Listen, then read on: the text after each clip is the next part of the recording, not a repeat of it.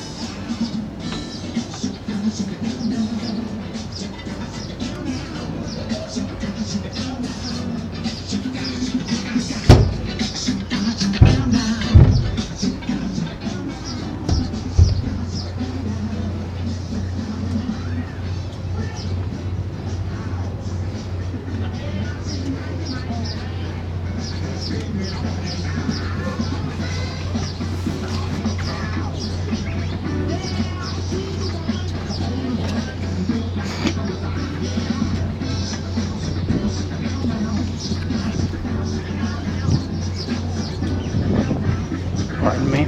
Oh, sorry. Morning. How are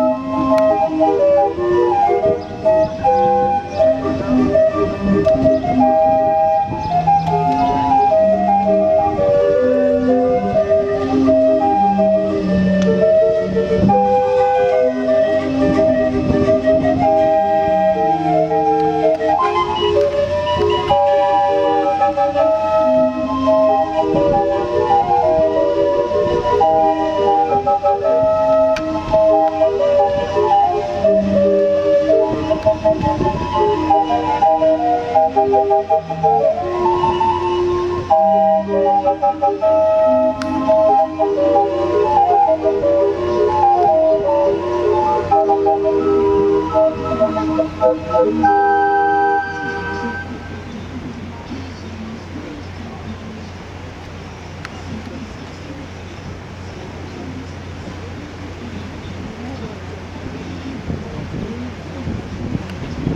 welcome on board. We're underway now for our hour-and-a-half trip up to Princeton and back, and feel free to sit anywhere you like it, any place on all three decks.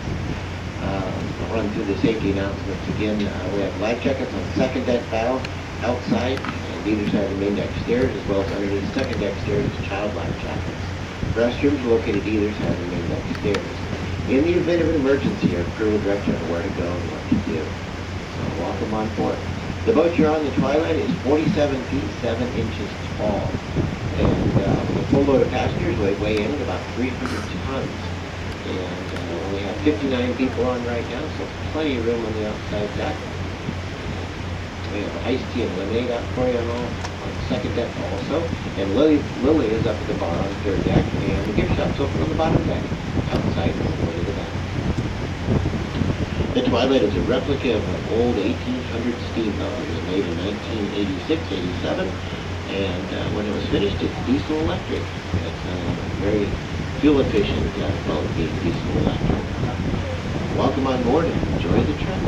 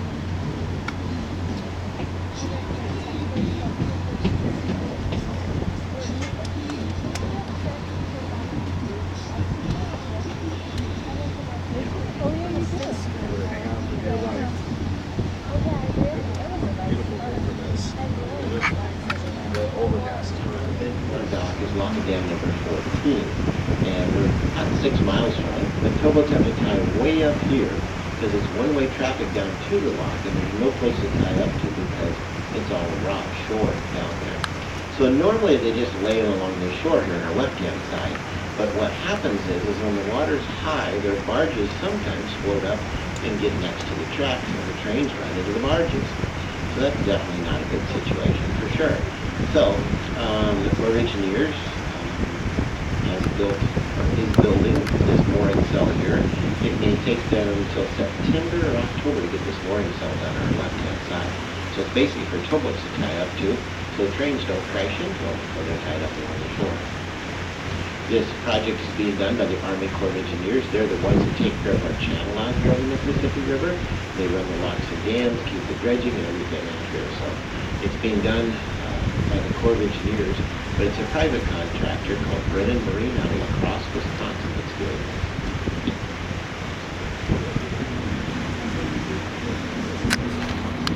The yellow barges off on our left-hand side, these yellow barges are Moline Consumer Sand and Gravel Company.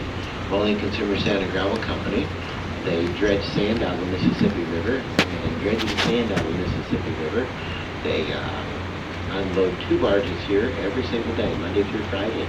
The rest of the barges, they typically take anywhere from 4 to 6 barges out of the river at a time. The rest of the barges go down to Moline or go down to Davenport and are unloaded at sand docks down there. Sand is used in construction, it's used in local cement mix plants also.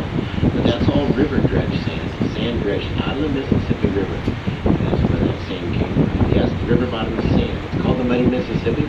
It's not mud at the bottom. It is sand. Everywhere out here is sand. They've been dredging sand in this area for 150 years, and they still have not run out of sand to dredge.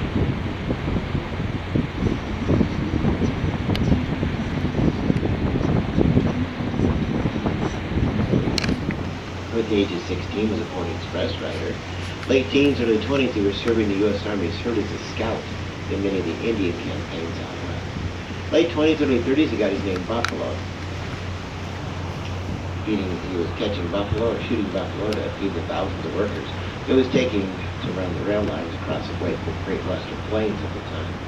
Buffalo Bill's most famous and known, though, for being the star of the Buffalo Bill Wild West show, which toured Europe and Canada and the Americas.